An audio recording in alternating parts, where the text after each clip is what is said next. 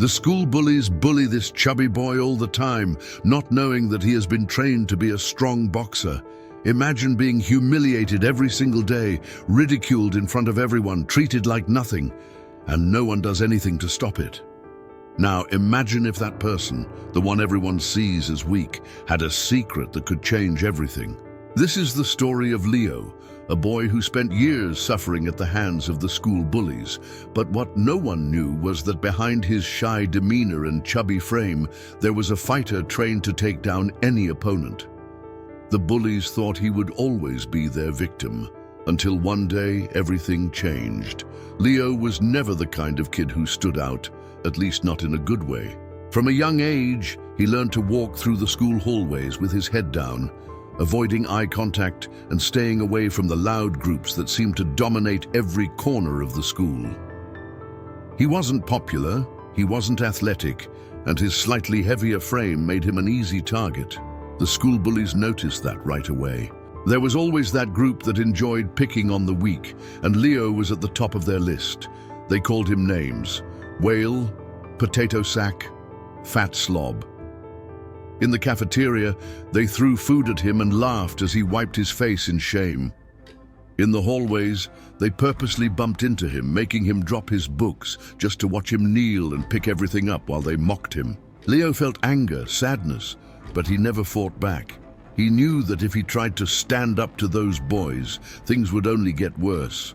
And to be honest, no one would believe he had a chance against them. He was just the invisible boy, the perfect victim. But what no one knew was that Leo had a secret that could change everything. For most students, school was a place to learn, laugh, and hang out with friends. For Leo, it was a battlefield he had to survive every day. The bullies never got tired of tormenting him. Every morning, as soon as he stepped into the schoolyard, he could feel their eyes on him. They waited for the perfect moment to strike, and they always found a new way to humiliate him. One day, as he was walking toward his locker, a foot suddenly hooked around his ankle. Before he could react, he crashed to the ground, his books scattering across the hallway. Laughter exploded around him. "Watch where you're going, fat boy!" one of them sneered. Leo clenched his jaw, swallowing his frustration as he gathered his things. His hands trembled slightly, but he forced himself to stay calm. Reacting would only make things worse. During lunch, the bullying continued. He had barely taken a bite of his sandwich when one of the bullies, Jake, the ringleader, snatched it from his hands. "Looks like you've had enough, don't you think?" Jake smirked before taking a huge bite and tossing the rest onto the floor. The group burst into laughter, some clapping as if it were a performance. Leo stared at the sandwich on the ground, his appetite vanishing, his stomach twisted, not from hunger, but from the anger boiling inside him. At gym class, things escalated. The bullies convinced the coach to put Leo in a one-on-one basketball match with Ryan, one of the biggest and meanest guys in school. It wasn't a game, it was a setup. Ryan shoved Leo every chance he got, making sure he never got close to the ball.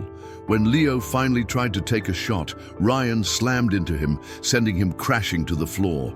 The gym erupted with laughter. "Oops, looks like the floor shook when you hit it," someone shouted. Leo pushed himself up, dusting off his knees, his face burning with humiliation. He bit his tongue to stop himself from speaking. No one ever defended him. No one ever helped. That night, as he lay in bed staring at the ceiling, a thought repeated in his mind. Enough. It was time to remind himself who he really was. It was time to stop being the victim. Leo wasn't just any ordinary kid. The bullies saw him as weak, slow, and pathetic, but they had no idea who he really was. Long before he ever stepped into that school, Leo had been training in secret.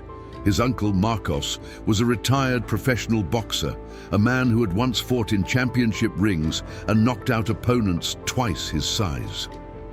When Leo was just 7 years old, his mother, worried about his confidence and health, had taken him to his uncle's boxing gym.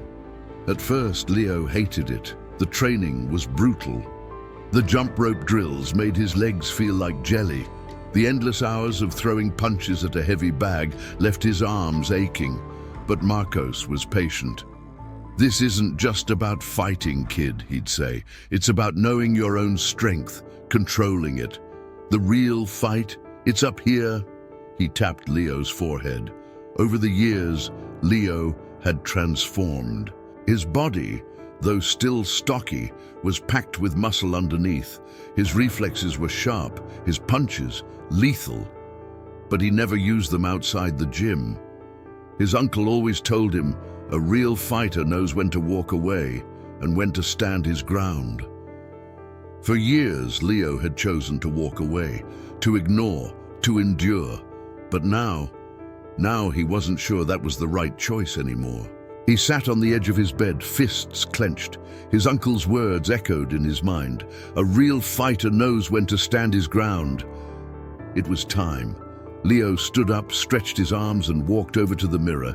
He didn't see the bullied kid anymore. He saw a fighter, and soon everyone else would too. The next morning, Leo walked into school with a different mindset.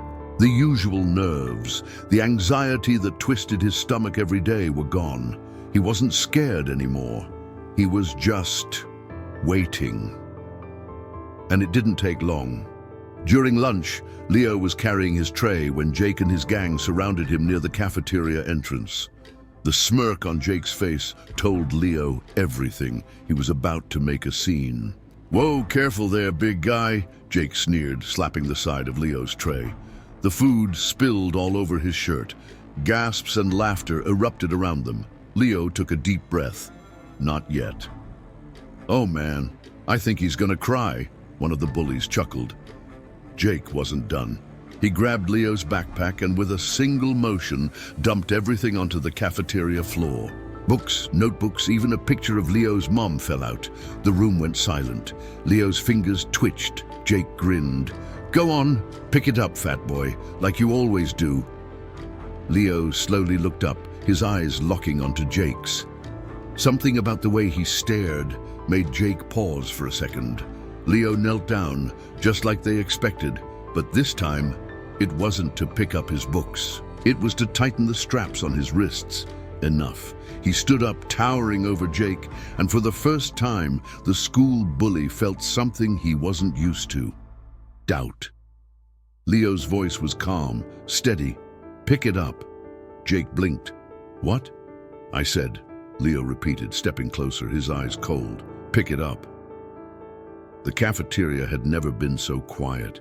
Something had changed, and Jake could feel it. But the fool still laughed. "Or what?" Leo cracked his knuckles. "Try me." The air in the cafeteria was thick with tension. No one had ever seen Leo like this before, standing tall, shoulders squared, eyes locked onto Jake like a predator sizing up its prey. Jake hesitated for a fraction of a second. It was subtle, almost unnoticeable, but Leo caught it. He's unsure. He's never had to deal with real resistance, but bullies don't back down easily, not when their reputation is on the line. Jake scoffed, puffing out his chest. "Oh, look at this, boys. The fat kid thinks he's tough now." He turned to Ryan, his biggest and strongest friend. "Teach him a lesson." Ryan grinned and cracked his knuckles. He was built like a linebacker, towering over Leo by a few inches. Leo didn't move. He barely blinked. Ryan threw the first punch. Leo saw it coming a mile away. Too slow, too sloppy, no discipline. He stepped to the side effortlessly, dodging the punch with ease. Ryan's fist swung through empty air. The cafeteria gasped. Ryan turned, confused, and tried again. This time, a wild swing toward Leo's face. Mistake. Leo ducked. In one fluid motion, he drove a clean jab into Ryan's gut, knocking the wind out of him. Ryan staggered back, his face twisting in shock. He had never felt anything like that before. Jake's cocky smirk disappeared. Ryan lunged again, furious now. But Leo was faster, controlled, precise. He weaved around Ryan's attack like a seasoned fighter, then delivered a sharp hook to the ribs, just enough to send a clear message. Ryan crumpled to one knee, gasping for air. Silence. Absolute silence. Jake took a step back, panic flashing across his face. Leo turned to him, voice calm but firm. "Pick it up!" Jake's hands were shaking now. His mind was racing. What just happened? Who is this kid? The cafeteria was still watching, dozens of students, some recording with their phones. Jake swallowed hard. His usual arrogance was gone.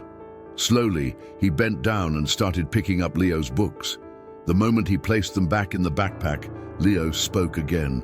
"Now apologize." Jake's face burned with humiliation. He looked around, saw the eyes on him, the phones capturing his defeat, but he knew he lost. His voice was barely above a whisper. "I'm sorry."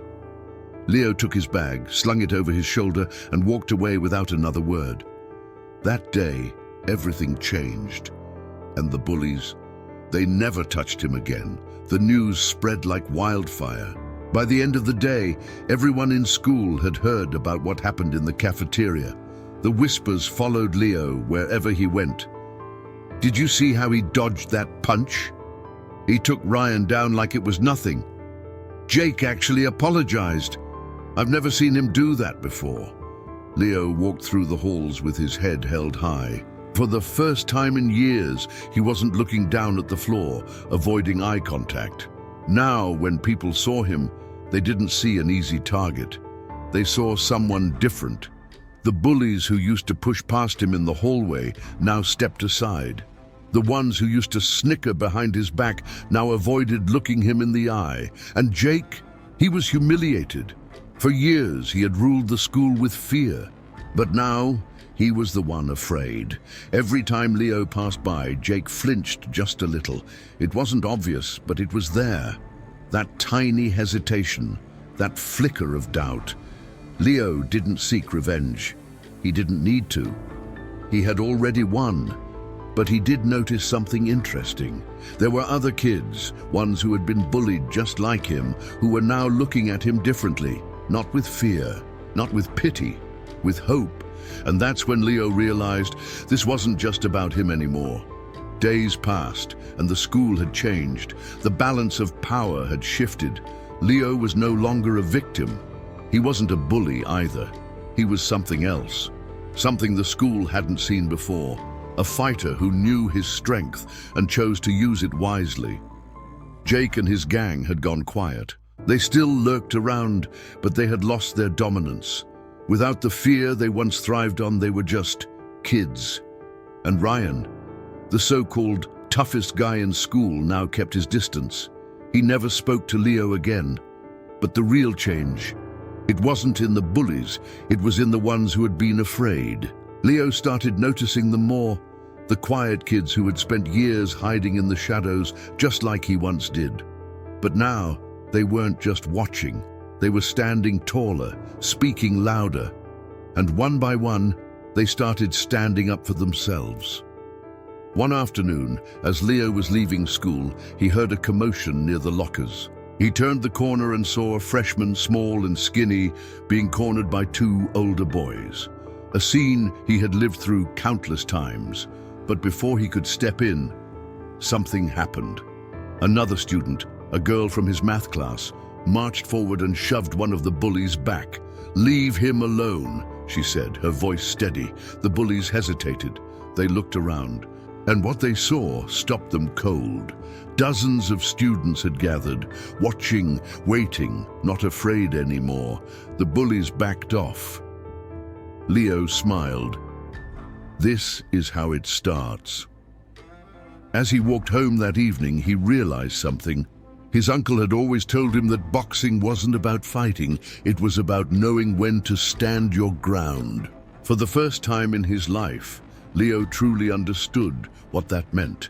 And he knew one thing for sure. He wasn't just a fighter, he was a leader.